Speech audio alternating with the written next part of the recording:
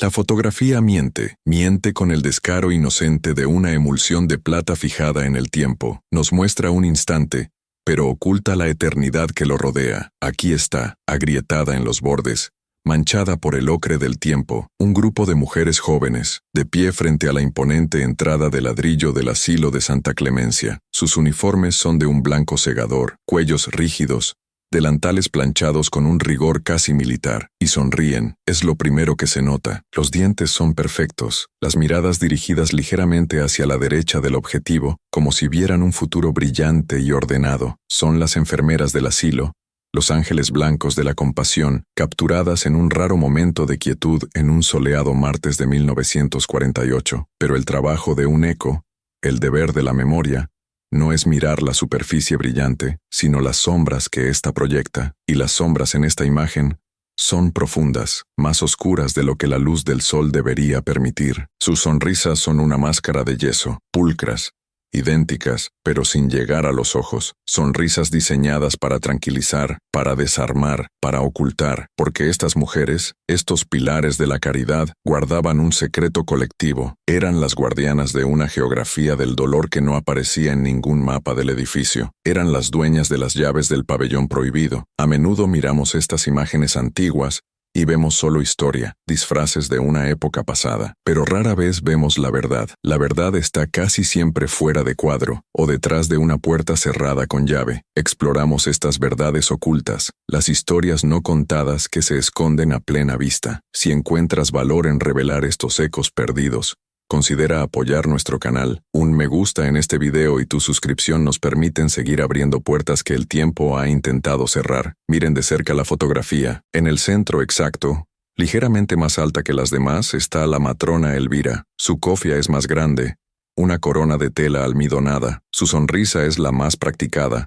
una línea fina y controlada. De su cinturón de cuero, visible justo debajo de su mano izquierda, cuelga un pesado manojo de llaves. No son llaves pequeñas y modernas, son llaves de hierro negro, largas y de dientes complejos, llaves de cuento de hadas oscuro. La mayoría abre las despensas, las farmacias, los cuartos de sábanas, pero una de ellas, la más larga, la que tiene un trébol oxidado en la empuñadura, no tiene una cerradura conocida, al menos no para el mundo exterior. A la derecha de Elvira están Inés y Berta, gemelas en eficiencia, sus sonrisas idénticas. A la izquierda la joven Leonor, cuya sonrisa parece vacilar, casi imperceptiblemente, y en el extremo, casi fuera de cuadro, apenas visible, está Amalia. Ella es la más nueva, lleva solo 3 semanas en Santa Clemencia, cuando se tomó esta foto. Ella es nuestra heroína invisible. No es invisible porque fuera tímida, sino porque las demás enfermeras habían decidido que aún no veía. Todavía vivía en el mundo de la superficie, el mundo que la fotografía quería vender. Amalia había llegado al asilo con la ingenua convicción de que el cuidado podía curar. Creía en la hidroterapia,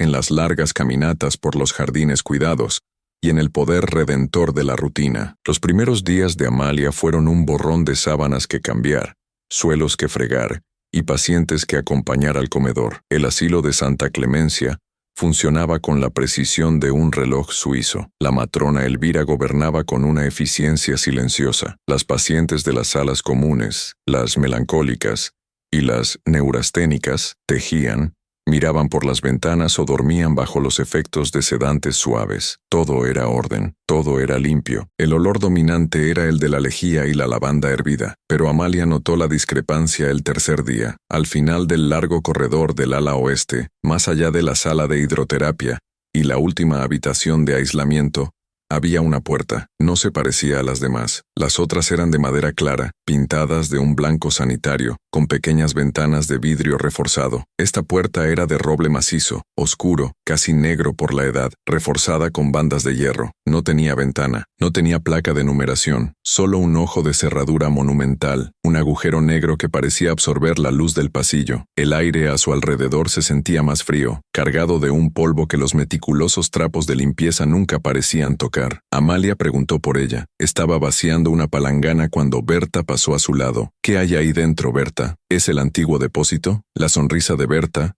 la misma de la fotografía, apareció instantáneamente, como una cortina que cae. Solo registros viejos, querida, y muebles rotos del incendio de 1930. No te preocupes por eso. La matrona Elvira es la única que tiene la llave. Está lleno de polvo y arañas. Berta se rió, un sonido seco, y siguió su camino, sus zapatos de suela de goma sin hacer ruido sobre el linóleo. Pero los registros viejos no necesitan raciones de comida. Amalia comenzó a observar. Desarrolló el hábito de la invisibilidad. Se dio cuenta de que el orden del asilo no era serenidad, era control. Observó a la matrona Elvira 3 veces al día, a las 7 de la mañana, a la 1 de la tarde y a las 9 de la noche. Elvira se acercaba sola a esa puerta, miraba a ambos lados del pasillo, aunque siempre estuviera vacío. Sus movimientos eran un ritual. Seleccionaba la llave del trébol oxidado. La cerradura no hacía clic, gemía, un sonido largo, metálico, como el de un hueso que se rompe. Elvira desaparecía dentro durante exactamente 15 minutos. Amalia la cronometró. Cuando salía, volvía a cerrar la puerta con el mismo gemido metálico, y su rostro, normalmente una máscara de control impasible, parecía tenso, ligeramente pálido, y siempre, después de la visita de las 9 de la noche, la matrona Elvira se lavaba las manos. No era un lavado normal, era un fregado ritual, violento.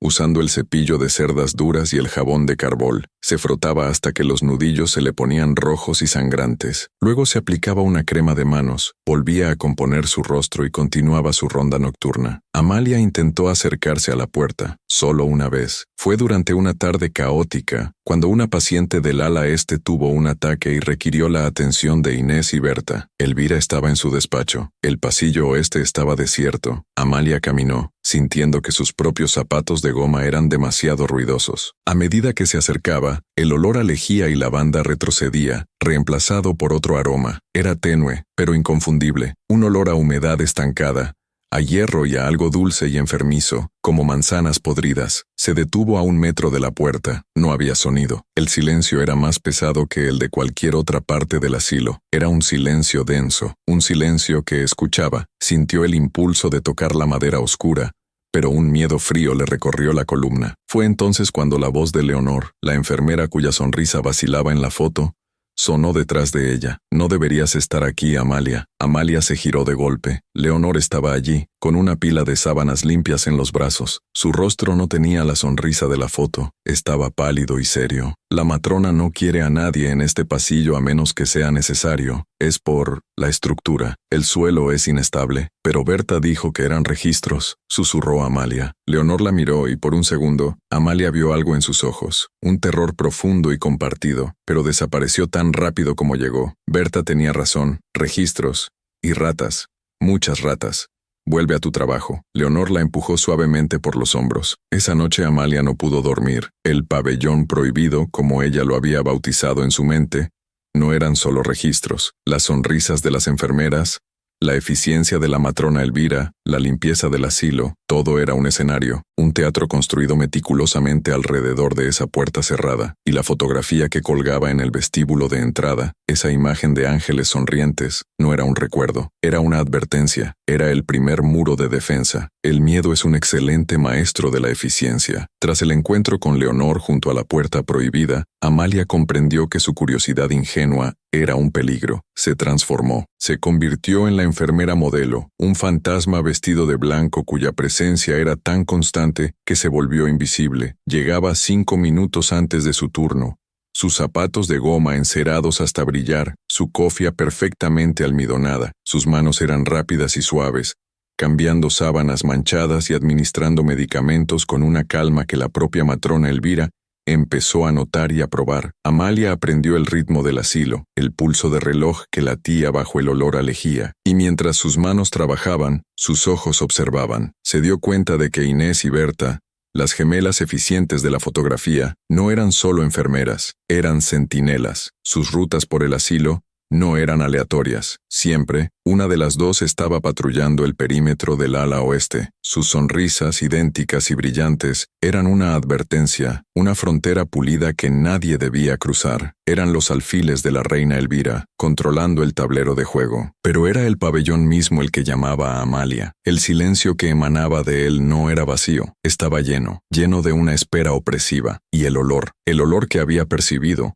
Esa mezcla de hierro oxidado y descomposición dulce no era constante. Descubrió que se intensificaba minutos después de la visita nocturna de Elvira. Se filtraba por debajo de la puerta de roble como una niebla fría, contaminando el pasillo estéril antes de disiparse lentamente. Una noche, mientras fingía revisar el armario de los suministros al final del pasillo, se quedó quieta justo después de que el gemido metálico de la cerradura anunciara la salida de Elvira. La matrona pasó junto a ella, con el rostro pálido y tenso, dirigiéndose directamente al lavadero para su fregado ritual. Amalia se pegó a la pared, conteniendo la respiración, y entonces lo oyó. No era un grito, no era una voz, era un sonido bajo, un rasguño rítmico, como el de una piedra afilada arrastrándose sobre un suelo de piedra. 3 rasguños, una pausa, 3 rasguños, una pausa. El sonido heló la sangre en sus venas, un código desesperado golpeando contra la madera maciza. Duró menos de un minuto,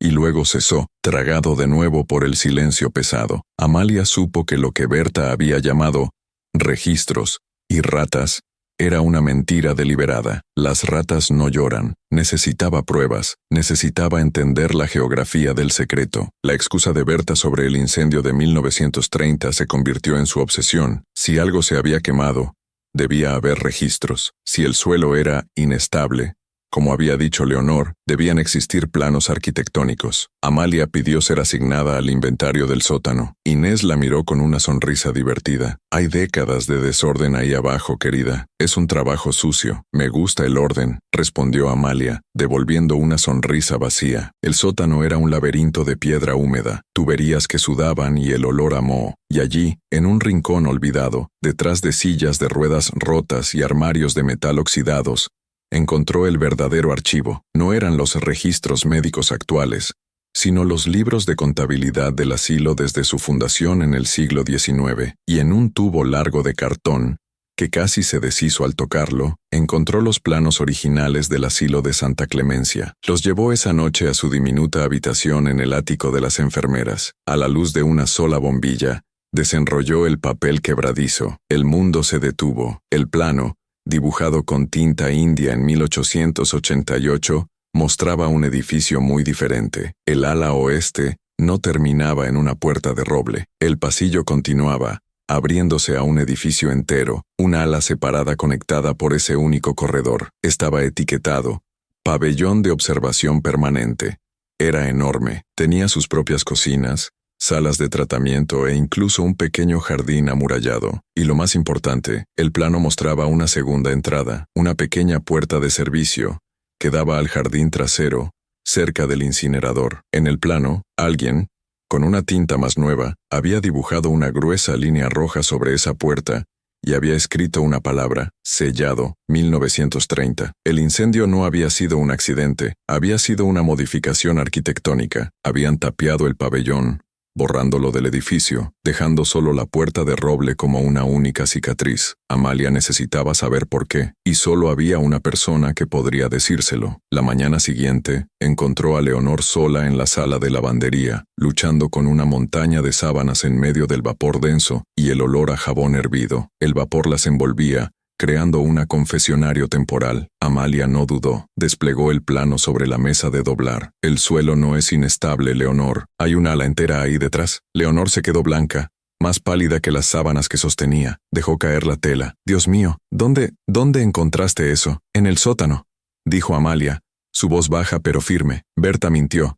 Tú mentiste. ¿Qué hay ahí dentro? O debería decir quién. Oí algo anoche. Un rasguño. Los ojos de Leonor se llenaron de lágrimas, que se mezclaron con el vapor en su rostro. Miró hacia la puerta, aterrorizada de que Inés o Berta pudieran aparecer. No lo entiendes, susurró, su voz temblando. Tienes que destruir ese plano, tienes que olvidarlo. No puedo, dijo Amalia. Dime la verdad. Leonor se derrumbó, se apoyó en la mesa, con el vapor arremolinándose a su alrededor. No es un pabellón, es una tumba. Ha estado allí desde el incendio. Elvira nos hizo jurar. Es la única manera de mantenerla a salvo, de mantenernos a salvo. Amalia se acercó. ¿Mantener a quién a salvo, Leonor? Leonor levantó la vista, sus ojos devastados por un terror y una piedad que Amalia nunca había visto. A la paciente Cero, susurró. El origen del incendio, la que no pudieron curar, la que no pudieron dejar ir. Hizo una pausa. su voz apenas un soplo de aire en el vapor. No es una paciente cualquiera, Amalia, es Catalina, la hermana menor de la matrona Elvira. El vapor de la lavandería se arremolinó como un fantasma, espesando el aire con el olor alcalino del jabón y la verdad cruda que acababa de ser liberada. La confesión de Leonor, es Catalina, la hermana menor de la matrona Elvira, no fue un susurro, fue una fractura. Rompió la realidad controlada del asilo de Santa Clemencia en 1000 pedazos. Amalia sintió que el suelo de baldosas frías se mecía bajo sus pies. Catalina, un nombre, no un monstruo, no registros viejos, sino una persona, la sangre de la mujer que gobernaba este lugar con un puño de hierro envuelto en un guante de seda almidonada, la fotografía de las enfermeras sonrientes, esa imagen de unidad y cuidado, se reconfiguró instantáneamente en la mente de Amalia. Se convirtió en la imagen de un pelotón de fusilamiento al revés, un grupo de carceleras unidas, no por compasión, sino por el peso de un secreto compartido. La matrona Elvira en el centro no sonreía por orgullo, sonreía con el rictus de un esfuerzo sobrehumano, el esfuerzo de mantener un mundo entero, y a una hermana, enterrado detrás de una pared. ¿Qué le pasó?, preguntó Amalia, su voz apenas audible por encima del siseo de las prensas de vapor. Leonor se secó las lágrimas con el dorso de la mano, dejando una mancha de hollín que no había notado. No lo sé todo, dijo apresuradamente, mirando de nuevo a la puerta. Solo sé lo que me contaron Inés y Berta cuando me hicieron jurar, el juramento del silencio, lo mismo que te harán jurar a ti, si Elvira descubre que sabes. Leonor agarró a Amalia por el brazo, sus uñas apretando la tela del uniforme. Tienes que fingir, Amalia, tienes que sonreír como ellas. Es la única forma de sobrevivir aquí. La historia, contada en susurros febriles entre las montañas de sábanas, era una tragedia gótica velada por la burocracia médica. Catalina era la sombra de Elvira. Donde Elvira era ordenada, Catalina era caótica. Donde Elvira era silenciosa, Catalina era una sinfonía de emociones crudas. Había llegado al asilo no como paciente, sino como familia, buscando refugio tras la muerte de sus padres. Era 1928. Elvira ya era la subdirectora, ascendiendo con una eficiencia temible. Catalina, dicen, era brillante, artística, pero sensible, demasiado sensible para el mundo. Veía patrones en la lluvia, oía música en el viento, y se negaba a aceptar las rígidas convenciones que Elvira imponía. Al principio, la sensibilidad de Catalina fue tratada como una excentricidad, pero en 1930, su comportamiento se volvió errático. Hablaba de ecos en las paredes, de voces que le contaban los secretos de las pacientes. Se volvió temerosa de la luz, pero más temerosa aún de la oscuridad. La medicina de la época tenía pocas herramientas para tal delicadeza, y la paciencia de Elvira, siempre escasa, se agotó. Catalina fue diagnosticada con histeria degenerativa. La noche del incendio, Leonor relató la historia tal como se la habían contado. Catalina, en medio de un ataque de pánico, se había encerrado en el ala oeste, que entonces se usaba para terapias experimentales. El fuego comenzó en su habitación. Los informes oficiales, archivados y olvidados, dirían que fue por un cigarrillo desatendido. Pero las enfermeras sabían la verdad. Elvira, Inés y Berta, entonces jóvenes y nuevas, como Amalia, llegaron primero. Encontraron a Catalina acurrucada en un rincón, ilesa, mientras las cortinas ardían, pero la habitación contigua, donde dormía una paciente anciana, quedó envuelta en llamas. La paciente murió. El escándalo habría destruido el asilo, habría destruido la carrera de Elvira, habría enviado a Catalina a un asilo criminal, un lugar mucho peor que Santa Clemencia. Así que Elvira tomó una decisión. En el caos del incendio, con los bomberos concentrados en el ala principal, Elvira, Inés y Berta declararon muerta a Catalina. Dijeron que el fuego la había consumido, que no quedaba nada que enterrar. Sellaron el ala con el pretexto de que la estructura era inestable por el fuego. Tapiaron la puerta del jardín. Dejaron solo la puerta de roble. Fue un acto de piedad, susurró Leonor, aunque su rostro estaba pálido de duda. Eso es lo que Elvira nos dice. Estaba protegiendo a Catalina del mundo y al mundo de Catalina. Pero Amalia vio la falla en esa lógica. ¿Piedad? ¿Enterrarla viva? ¿Por 18 años? El sonido que Amalia había oído, el rasguño, cobró un nuevo y horrible significado. No era un animal, era Catalina. No entiendes la devoción de Inés y Berta, continuó Leonor, retorciendo un trozo de sábana en sus manos. Ellas creen que Elvira es una santa, creen que Catalina no es solo una enferma, es un castigo, una prueba, la alimentan, la limpian. Bueno, Elvira lo hace, las llaves, Son su carga. Ella es la única que entra. Nosotras solo vigilamos. Nos aseguramos de que nadie sepa. Nos aseguramos de que el pabellón permanezca prohibido. La sonrisa de la fotografía adquirió su significado final. Era una conspiración. Inés y Berta sonreían con el fervor de los cruzados, protegiendo a su santa matrona. Elvira sonreía con el peso insoportable del control absoluto. Y Leonor, la joven Leonor de la foto, su sonrisa vacilante, era la sonrisa de la complicidad culpable. Ella sabía que estaba mal, pero tenía demasiado miedo para oponerse. Y ahora, Amalia, la nueva enfermera, la invisible. Ella también conocía el secreto. Se dio cuenta de que su transformación en la enfermera perfecta, su invisibilidad, había sido su perdición. La habían observado, no para aprobarla, sino para ver si era digna o lo suficientemente maleable para unirse a la guardia. La conversación con Leonor no fue un accidente, fue una prueba. Amalia salió de la lavandería con el plano de arquitectura quemándose bajo su uniforme. El olor a lejía y lavanda ya no era reconfortante, era el perfume de un encubrimiento. Cada pasillo limpio, cada ventana pulida, cada uniforme almidonado, todo era una mentira para ocultar la podredumbre en el corazón del edificio. Catalina. Amalia repitió el nombre en su mente. Era un eco, un rasguño en la oscuridad, una mujer sacrificada en el altar de la reputación, y las llaves que colgaban del cinturón de Elvira,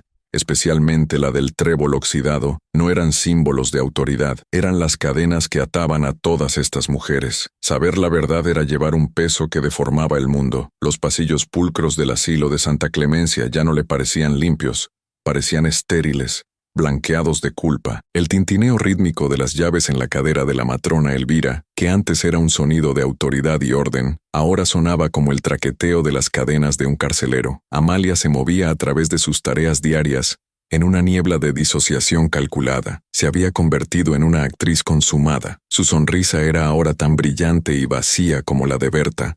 Su eficiencia, tan nítida y silenciosa como la de Inés. Se había unido al coro de los ángeles blancos, cantando una canción de normalidad mientras el sótano de su mente gritaba. Observaba a sus compañeras, las mujeres de la fotografía, y las veía bajo una nueva luz. Inés y Berta no eran simplemente leales, eran fanáticas. Creían en la santidad de Elvira y en la necesidad de su sacrificio. Veían a Catalina no como una hermana, sino como un demonio que Elvira mantenía encadenado por el bien del mundo. Y Leonor, la pobre Leonor, estaba rota. Su culpa la carcomía, pero su miedo a Elvira era más fuerte. La confrontación que Leonor había predicho no tardó en llegar. Sucedió 3 días después de la confesión en la lavandería. Fueron 3 días en los que Amalia sintió la mirada de Elvira sobre ella con más frecuencia. Una mirada que no era de aprobación, sino de evaluación, una mirada fría que la medía y la sopesaba. Al final de su turno de noche, justo cuando el primer gris del amanecer teñía las ventanas del pasillo, Berta la interceptó. La matrona quiere verte en su despacho, Amalia, ahora. La sonrisa de Berta era una línea delgada y tensa. El despacho de Elvira era el corazón del control del asilo, impecablemente ordenado.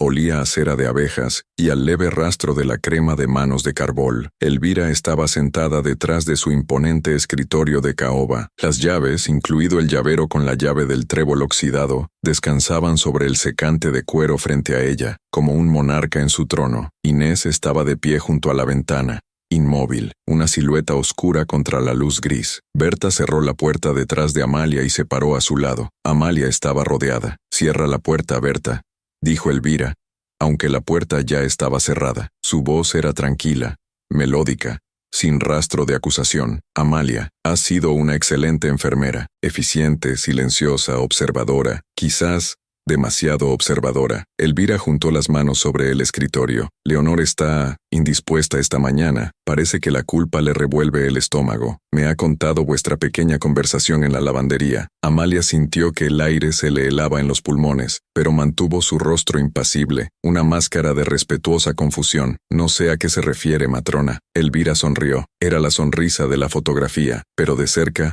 era aterradora. Estaba desprovista de toda calidez. «No me mientas, niña. Valoro la eficiencia, no la insubordinación. Sé que encontraste los planos. Sé lo que crees que sabes». Se inclinó hacia adelante, y el silencio en la habitación se volvió pesado, opresivo. «Lo que Leonor te dijo es la verdad de una niña asustada. La verdad real es más complicada. Lo que hacemos aquí es un acto de misericordia. Catalina no es mi hermana, no como lo entiendes. Es un fracaso, un eco de algo que salió mal. Es violenta, es incurable, y sufre. El mundo la destruiría. Yo la protejo. Y nos protegemos a nosotras, intervino Inés desde la ventana, su voz como un trozo de hielo. Protegemos este lugar, el trabajo que hacemos, la reputación que Elvira ha construido de las cenizas que esa cosa provocó. El ultimátum era tácito, no había salida. Si Amalia mostraba un atisbo de piedad por Catalina, o un gramo de juicio contra ellas, se convertiría en una amenaza. Y las amenazas, en el asilo de Santa Clemencia, eran tratadas con la misma eficiencia clínica que las enfermedades. Amalia bajó la mirada, la estrategia formándose en su mente.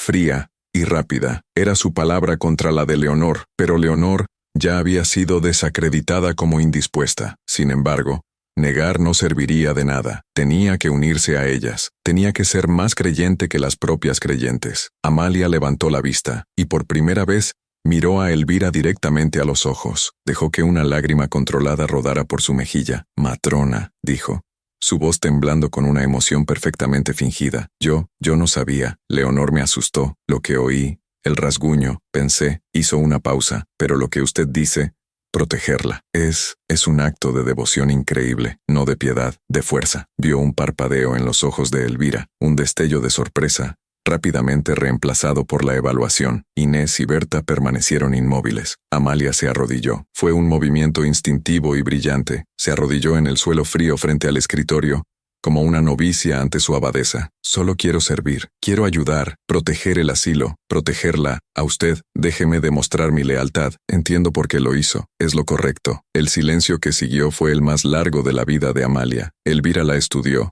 su mirada recorriendo el rostro suplicante de Amalia. Finalmente, Elvira miró a Inés. Inés asintió, muy levemente. Berta seguía impasible. «Levántate, Amalia», dijo Elvira, su voz un poco más suave. «La lealtad no se demuestra con palabras, sino con hechos. Has visto la fotografía en el vestíbulo. Somos una familia. Nos protegemos mutuamente». Se puso de pie y cogió el pesado manojo de llaves. El sonido metálico resonó en la habitación. «Tienes razón. Leonor se ha vuelto débil. Su culpa la hace un riesgo. A partir de esta noche, tú tomarás su lugar en la rotación». Amalia contuvo el aliento. «¿Mi lugar, matrona?» «La visita de las 9», dijo Elvira, su voz volviéndose práctica. «Catalina debe ser sedada por la noche. Es activa. Es un trabajo para 2 personas. Una para administrar la inyección, otra para vigilar la puerta. Desde el exterior, Inés o Berta siempre estarán contigo. Pero yo ya no puedo entrar sola. Me estoy haciendo vieja. Y Catalina me reconoce. Se agita. Le estaba mintiendo de nuevo. Pero era una mentira que le daba a Amalia lo que necesitaba. Acceso, no la llave.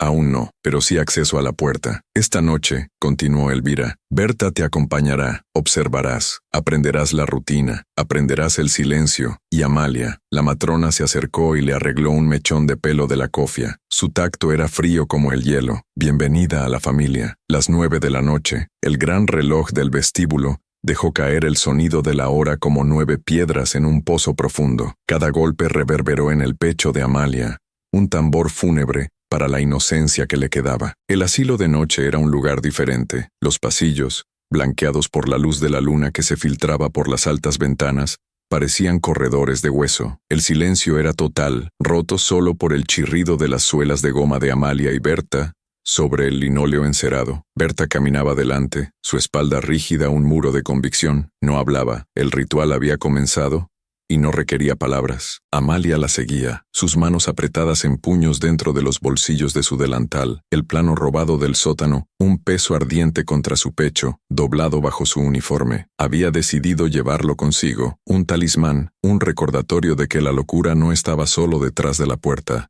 sino también delante de ella. Llegaron al final del pasillo oeste. La puerta de roble oscuro esperaba, absorbiendo la poca luz. El aire era notablemente más frío allí, y el olor que Amalia solo había percibido débilmente, ahora era fuerte, golpeándola en la cara. Hierro viejo, el dulzor nauseabundo de manzanas podridas y algo más. Algo acre y vivo. Un minuto después, oyeron el sonido, el tintineo de las llaves. La matrona Elvira apareció en el pasillo, una aparición en almidón. Su rostro era una máscara de cera a la luz de la luna. No saludó, se acercó a la puerta. Su familia, reunida. Berta le tendió a Elvira una pequeña bandeja de metal que Amalia no había notado que llevaba. Sobre ella había una jeringa de vidrio y metal llena de un líquido ámbar y una linterna. Elvira asintió. Berta, prepara la dosis. Amalia, tú sostendrás la linterna. No importa lo que oigas, no importa lo que veas. Tu trabajo es mantener esa luz fija en Berta y en el paciente. ¿Entendido? Sí, matrona, susurró Amalia, su voz sonando extrañamente delgada. Elvira seleccionó la llave del trébol oxidado, la introdujo en la cerradura monumental. El sonido no fue un clic, fue el gemido largo y torturado del metal rindiéndose, el llanto de un hueso al romperse. Un soplo de aire viciado salió del interior, tan frío que Amalia retrocedió instintivamente. Berta le dio un codazo, firme. La puerta se abrió, revelando una oscuridad que no era solo ausencia de luz, era una oscuridad sustancial, un pozo de negrura. Elvira encendió un interruptor de baquelita justo dentro de la puerta. Una única bombilla desnuda, muy al fondo del pasillo, cobró vida, parpadeando con una luz débil y amarillenta. El pabellón prohibido no era una habitación, era, como Amalia había visto en los planos, un ala entera. El papel pintado, antaño elegante, colgaba en tiras húmedas, revelando listones podridos. El aire estaba cargado de un polvo que parecía compuesto de moho y tristeza. Había muebles cubiertos con sábanas como fantasmas en una fiesta detenida. El suelo estaba cubierto por una capa de mugre. «Adelante», ordenó Berta. Amalia entró, Berta a su lado, Elvira permaneciendo en el umbral, vigilando. «No vayas más allá de la primera sala», dijo Elvira, su voz tensa. «Es donde la mantenemos». Berta encendió la linterna y se la pasó a Amalia. «Apunta», ordenó. Amalia levantó la luz. La viga atravesó la penumbra, iluminando una escena de un horror doméstico. Era una antigua sala de día. En un rincón, sobre un colchón desnudo y manchado, había una figura. Estaba acurrucada, de espaldas a ellas. Llevaba un camisón gris, andrajoso. Su cabello era una maraña larga y oscura que le llegaba hasta el suelo. «Catalina», llamó Berta, su voz plana desprovista de emoción como quien llama a un perro. «Es la hora». La figura se tensó, lentamente, dolorosamente. Se dio la vuelta, y la luz de la linterna de Amalia iluminó su rostro. Amalia casi gritó. No era el rostro de un monstruo, era el rostro de la propia Elvira, pero deshecho. Eran los mismos pómulos altos, la misma estructura ósea, pero devastados por 18 años de soledad y rabia. Los ojos de Catalina no estaban vacíos, ardían con una inteligencia febril y un odio profundo. Cuando vio a Berta con la jeringa, un gruñido bajo surgió de su garganta. Se puso en pie de un salto, un movimiento de sorprendente agilidad. Era alta, esquelética, pero vibraba con energía. «No, otra vez no», gritó, y su voz era un graznido ronco por el desuso pero fuerte. «Vete, vete, sostén la luz, Amalia. Firme», gruñó Berta avanzando. Catalina retrocedió, sus ojos buscando una ruta de escape en la habitación que era su jaula. Sus ojos se fijaron en Amalia. «¿Quién?», susurró. Vio el uniforme nuevo, el rostro nuevo, una chispa de algo. ¿Esperanza? Cruzó su rostro. «Ayúdame». «Silencio», espetó Berta. Se abalanzó sobre Catalina. La lucha fue corta y brutal. Berta era fuerte, su eficiencia clínica convertida en violencia controlada. Agarró a Catalina por el cabello, la arrojó contra la pared y le sujetó el brazo. Catalina gritaba, un sonido agudo y animal. «La luz, Amalia». «No puedo ver», gritó Berta, su brazo luchando por encontrar una vena. Amalia, paralizada por el horror, movió la linterna, y fue entonces cuando lo vio. La viga de luz resbaló por la pared donde Berta había empujado a Catalina. La pared no era lisa, estaba cubierta de arañazos. Los mismos arañazos rítmicos que había oído. No eran marcas aleatorias, eran palabras. Un diario de desesperación arañado en el yeso con una piedra, o con sus propias uñas. Vio su nombre, Catalina. Vio fechas, tachos que contaban miles de días, y luego en una esquina cerca de donde Amalia sabía por los planos que debía estar la puerta tapiada, vio la palabra, arañada una y otra vez, tan profundamente que el yeso se había desmoronado. «Jardín, jardín, jardín», y una flecha. Berta hundió la aguja. Catalina dio un último grito ahogado y su cuerpo se aflojó, como una marioneta a la que le cortan los hilos. Se derrumbó. Berta, sin aliento, se levantó, limpiando la jeringa. «Bien», dijo Berta, «has visto la verdad. Es un animal, es por su propio bien». Salieron. Elvira miraba a Amalia, su rostro impasible. El gemido de la cerradura resonó de nuevo, sellando la tumba. Caminaron de vuelta por el pasillo de hueso. Berta y Elvira no dijeron nada. Amalia caminaba entre ellas, su actuación completa. Por fuera, era la enfermera obediente, ligeramente pálida pero firme. Por dentro, era un edificio en llamas. La fotografía de las enfermeras sonrientes era más que una mentira, era una abominación. Esas mujeres no ocultaban un secreto, estaban perpetuando un crimen, y los arañazos de Catalina, ese testamento en la oscuridad, eran más elocuentes que cualquier fotografía. Estas historias de resistencia silenciosa, las voces que se niegan a ser borradas incluso cuando están enterradas vivas, son las historias que debemos desenterrar. Si crees que el eco de Catalina merece ser escuchado, te invitamos a suscribirte a nuestro canal. Ayúdanos a seguir iluminando los pabellones prohibidos de la historia. La máscara de hielo se asentó sobre los rasgos de Amalia,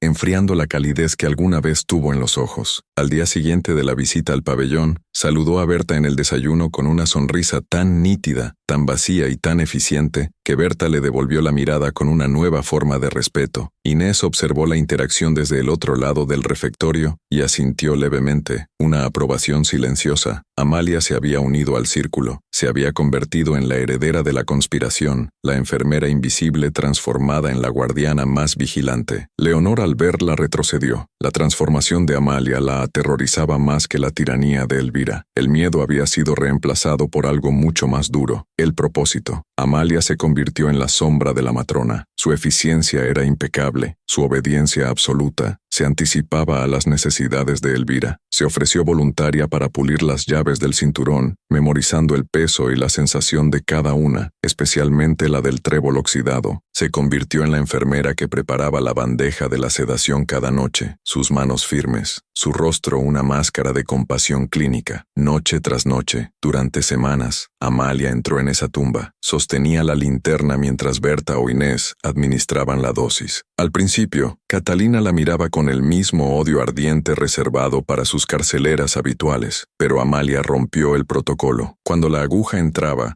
cuando los ojos de Berta o Inés se concentraban en la vena, los ojos de Amalia se encontraban con los de Catalina, y en ellos no había miedo, ni asco, había una promesa silenciosa. Una noche, mientras Berta maldecía una vena huidiza, Amalia, de pie detrás de ella, se tocó el pecho, justo donde el plano arrugado estaba escondido bajo su uniforme. Los ojos febriles de Catalina siguieron el movimiento. Su respiración se detuvo por un segundo. Vio el gesto. Amalia, moviendo apenas los labios sin emitir sonido, formuló una palabra: jardín. La comprensión golpeó a Catalina con la fuerza de un golpe físico. La bestia salvaje retrocedió, y por un instante, la mujer que había sido, la hermana, la artista, miró a través de la mugre. Catalina asintió.